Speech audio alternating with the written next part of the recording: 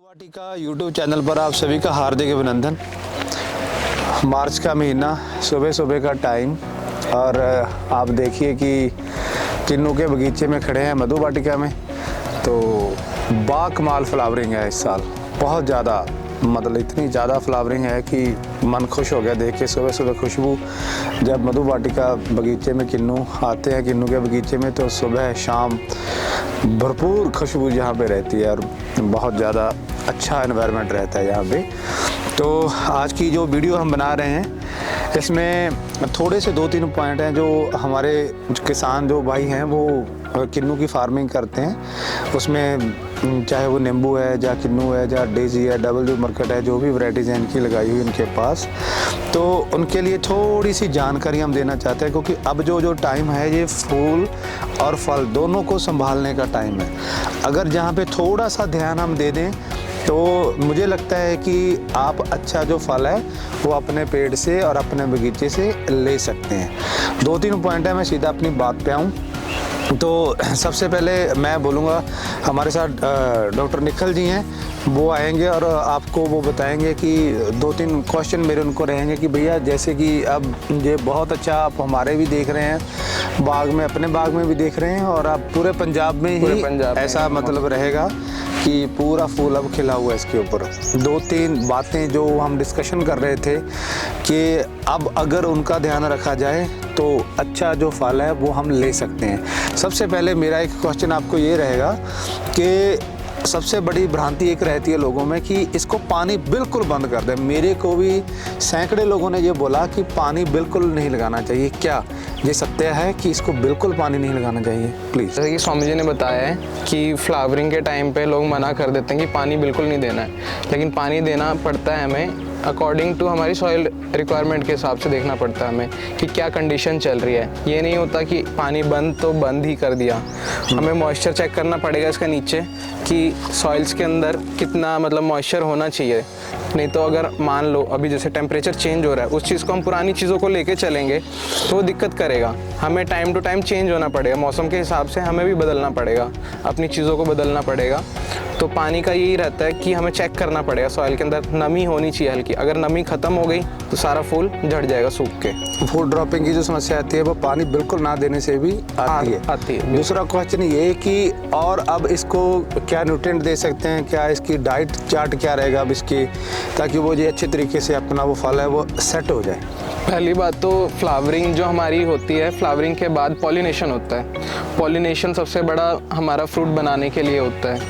अगर पॉलिनेशन को कंट्रोल कर लिया कि मतलब मैनेज कर लिया, उसे अच्छी तरह पॉलिनेशन हो रहा है। और दूसरा, इस पर हम माइक्रोन्यूट्रिएंट की स्प्रे करते हैं। माइक्रोन्यूट्रिएंट की स्प्रे से फूल जो कहते हैं कि उसमें आयरन होता है, मैग्नीज होता है, जिंक होता है, और छोटे छोटे माइक्रोन्यूट्रिएंट जितने होते हैं वो सारे पाए जाते हैं। तो उसकी स्प्रे हम इसलिए करते हैं कि ये फ्लावर है जो हमारा वो टिका रहे। कि जैसे ये अभी देखो, ये एक्सेस फ्लावरिंग की वजह से फ्रूट ड्रॉप भी होगा, फ्लावर ड्रॉप भी होगा। तो उस टाइम पे हम माइक्रोन्यूट्रिएंट की एक स्प्रे रहती है जो कि 15 दिन के बाद के इंटरवल पे हम करते हैं। फ्लावर से लेके जब फ्रूट सेट होने लगता है, छोटा फ्रूट बन जाता है हमारे चने के दाने जितना, उस टाइम तक हम इस पर माइक्रोन्यूट्रिएंट की स्प्रे रहती है। तो अकॉर्डिंग टू आज से 3 महीने तक हम माइक्रोन्यूट्रिएंट की स्प्रे रखेंगे इस पर। और तीसरा मेरा क्वेश्चन डॉक्टर साहब ये है कि इस टाइम पर तेले की समस्या बहुत रहती है। हाँ जी।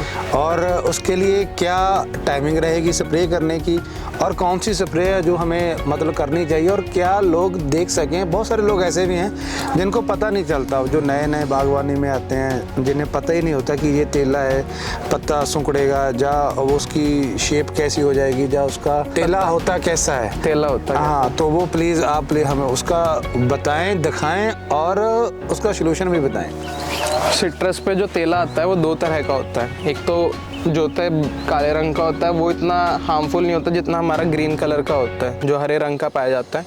वो पत्ते के नीचे पाया जाता है और वो पत्ते को मोड़ता जाता है। उसे हम रस चूसक भी कहते हैं तेले को। वो पत्ते का सारा रस चूस लेता है और पत्ता सारा हमारा कर्ल हो जाता है। उसकी वजह से क्या होता है, हमारा पत्ता बढ़ेगा नहीं, ग्रोथ नहीं होगी, वेजिटेटिव ग्रोथ नहीं होगी, तो फ्रूट हमारा आगे उसे न्यूट्रिशन हमारा प्लांट में फ्रूट से ही जाता है। तो प्लांट में हमारा मेन होता है लीव्स होता है, शूट होता है, तो लीव्स ही डैमेज हो जाएंगी तो फ्रूट पे हमारा न्यूट्रिशन जाएगा ही नहीं, जो कि फ्रूट अच्छा बनेगा नहीं।